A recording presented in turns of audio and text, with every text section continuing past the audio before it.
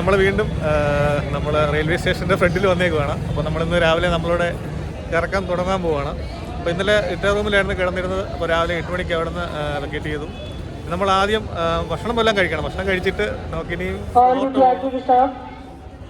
ഫോർട്ടിൽ പോകണം. പിന്നെ ഫോർട്ടിൽ പോകണം. ചേച്ചി പറയാൻ സമ്മതിക്കുന്നില്ല. ഇവിടെ മഹാരാജ ഉമേഷ് സിംഗിൻ്റെ ഒരു വലിയൊരു പ്രതിമയുണ്ട് കേട്ടോ.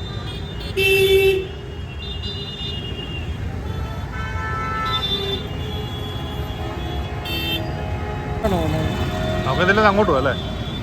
ഞങ്ങളെന്തായാലും അവിടെ നിന്ന് ഇങ്ങനെ ഇറങ്ങി ഇവിടെ ഇങ്ങനെ ഈ സ്റ്റാച്ചിൻ്റെ അവിടെ ഇരിക്കുകയാണ്. നമ്മൾ ഇന്നലെ പോയത് അതിലായിരുന്നു കേട്ടോ. കഴിഞ്ഞ ദിവസം രാത്രി വീഡിയോ ചെയ്ത് അങ്ങോട്ടായിരുന്നു. നമ്മളിങ്ങനെ നേരെ പോവാണ്. ഇവിടെ കുറേ പഴയ കെട്ടിടങ്ങളൊക്കെ ഉണ്ട്. അതൊക്കെ കാണാൻ വേണ്ടിയിട്ട് പോകണം. എല്ലാം പഴയ കെട്ടിടങ്ങളാണ്. രാജസ്ഥാൻ്റെ ആ ഒരു തനത് സ്റ്റൈലിൽ തന്നെ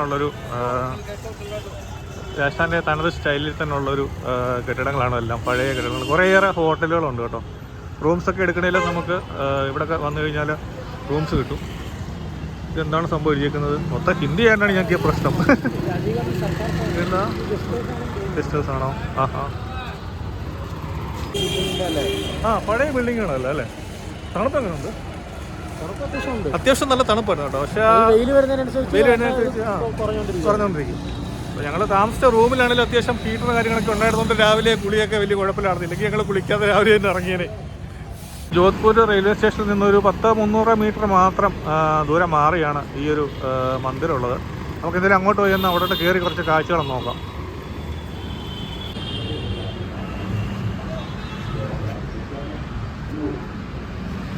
അപ്പുറത്തോട്ട് കയറാൻ നോക്കണം.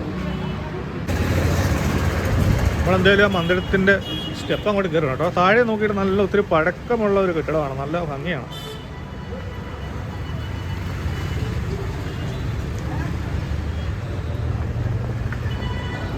ഇവിടെയും കൊണ്ടുവന്ന് കഴിച്ചിട്ടൊക്കെ ആൾക്കാർ ഇട്ടേക്കുന്നുണ്ടോ? ഇതൊക്കെ എന്തൊരു കഷ്ടമാണ്.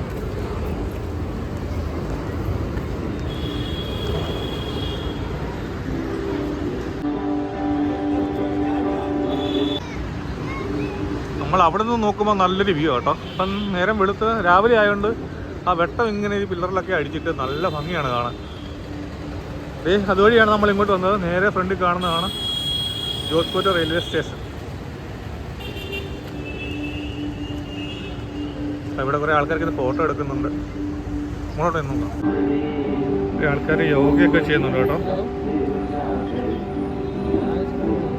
ഞങ്ങളെന്തായാലും ആ മന്ദിരത്തിൻ്റെ മുകളിലോട്ട് പോയി നോക്കാമെന്ന് വെച്ചിട്ടാണ്. മുകളിലോട്ട് പോയി നോക്കാം അല്ലേ? കയറാം.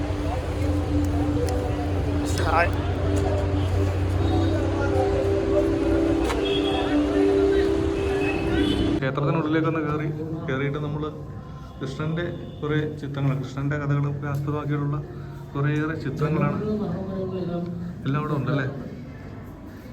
നമ്മൾ ഈ ക്ഷേത്രത്തിൽ നിന്ന് കയറി. അപ്പോൾ ഇതാണ് ഇവിടെ കാണാനുള്ളത്. അപ്പോൾ നമ്മൾ തൊഴുതു. അകത്തെ ഫോട്ടോസൊന്നും എടുത്തില്ല.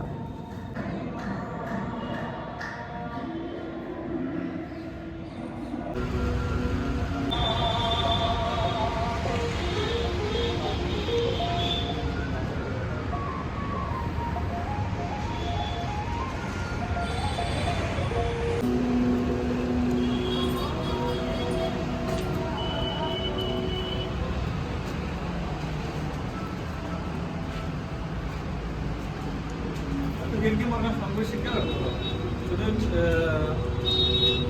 ഇത് കണ്ടു കഴിഞ്ഞാൽ ശരിക്കും നല്ല ഭംഗിയുള്ള സ്ഥലമാണ്. പക്ഷേ സംരക്ഷണത്തിൻ്റെ ചെറിയൊരു പ്രശ്നമുണ്ട്. നമ്മൾ നോക്കിക്കഴിഞ്ഞാൽ അറിയാം, ചപ്പ് ചവറുകൾ അതുപോലെ തന്നെ കുറേ വേസ്റ്റുകളൊക്കെ ഉണ്ട്. നമ്മൾ ഇതിൽ വിഷയം കൂടുതൽ കാണിക്കുന്നില്ല.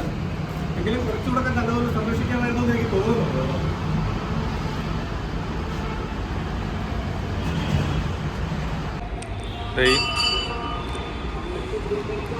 ഇവിടെ നിന്നുള്ള കാഴ്ച ഉണ്ടോ? എൻ്റെ അമ്മ, എന്ത് ഭംഗിയാ! മോർണിംഗ് വ്യൂ അടിപൊളിയാ കേട്ടോ.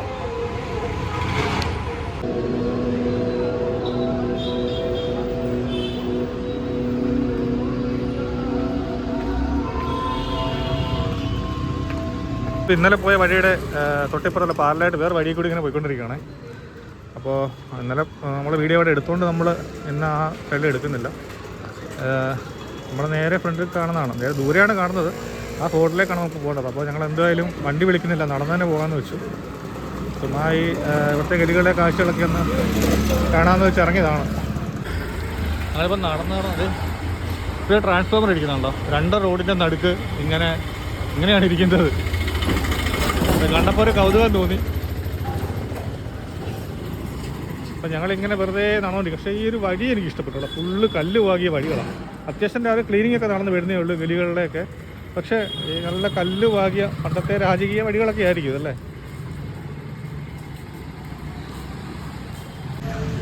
അപ്പം നമ്മൾ ഈ ജോധ്പൂരിൽ വന്നു കഴിഞ്ഞാൽ ചില ഗലികളിലോട്ട് ഉള്ളിലേക്ക് പോകുമ്പോൾ ഇതുപോലെ നീല കളറുകൾ ബിൽഡിങ്ങുകൾ കാണാം കേട്ടോ. കുറേയേറെ ഉണ്ട്. ഇപ്പോൾ കുറഞ്ഞ് വരുന്നുണ്ടെങ്കിലും പല സ്ഥലങ്ങളിലും ഇപ്പോഴും ഇങ്ങനെയുണ്ട്.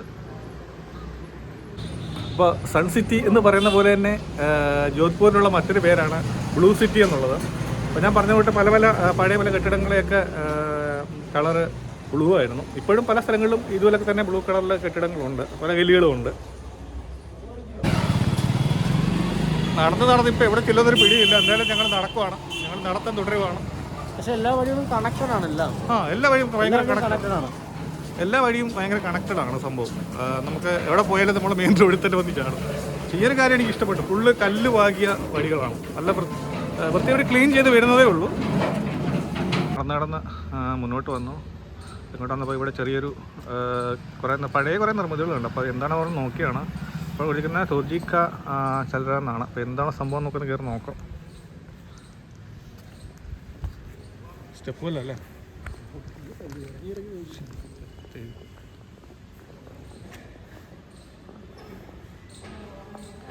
എന്തൊരു കാഴ്ച. നമുക്ക് ഈ സ്റ്റെപ്പ് വെല്ലൊക്കെ നമ്മൾ സിനിമയിൽ മാത്രമേ കണ്ടിട്ടുള്ളൂ. മീനുണ്ട് കേട്ടോ ഇഷ്ടം പോലെ.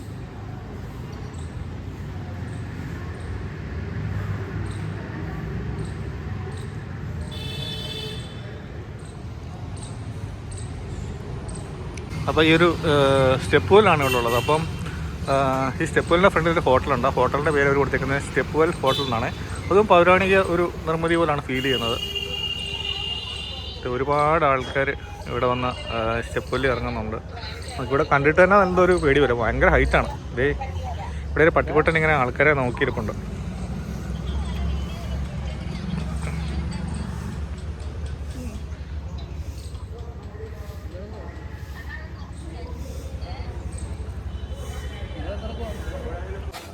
എന്തുകൊണ്ട് ഇത് കണ്ടിട്ട് തന്നെ ഇല്ലേ ഹൈറ്റ്. പേടിച്ചാ ഞാൻ പോകുന്നത്. നിങ്ങൾക്ക് പേടിയുണ്ടോ?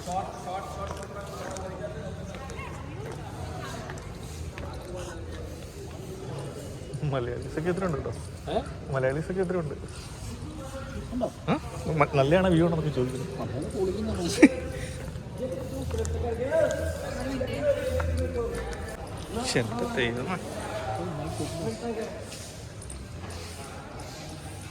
അവിടുന്ന വെട്ടം താഴെ ഇന്നാലും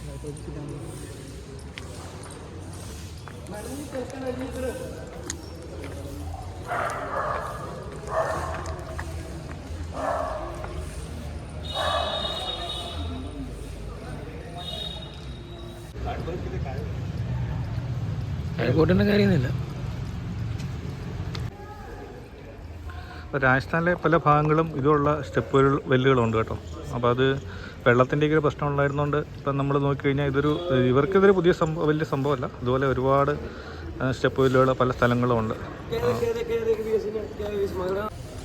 നമ്മളിപ്പോൾ സ്റ്റെപ്പ് വെല്ല് കണ്ട് ഇപ്പോൾ ഇതേ താഴേക്ക് ഇറങ്ങി. ഇത് മുകളിൽ നോക്കുമ്പോൾ നല്ല ഹൈറ്റാണ് കേട്ടോ. അടിപൊളി ഹൈറ്റാണ്. അപ്പോൾ അവിടെ നല്ല ഇതായിപ്പോയി. നമ്മൾ മാത്രമല്ല കുറേയേറെ മലയാളികളൊക്കെ വരുന്നുണ്ട്.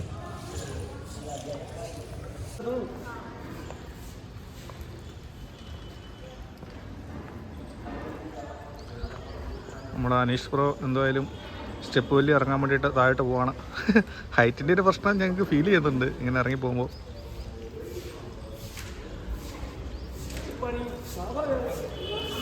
ഒരുപാട് മീനുകളുണ്ട് കേട്ടോ.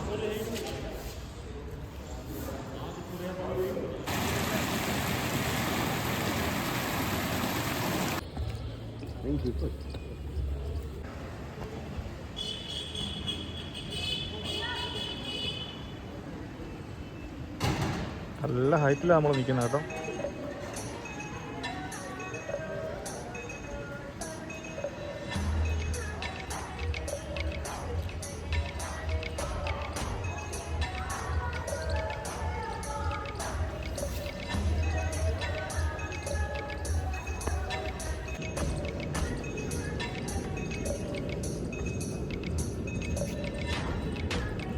രാജസ്ഥാനിലെ പഴയ കെട്ടിടങ്ങളാട്ടോ.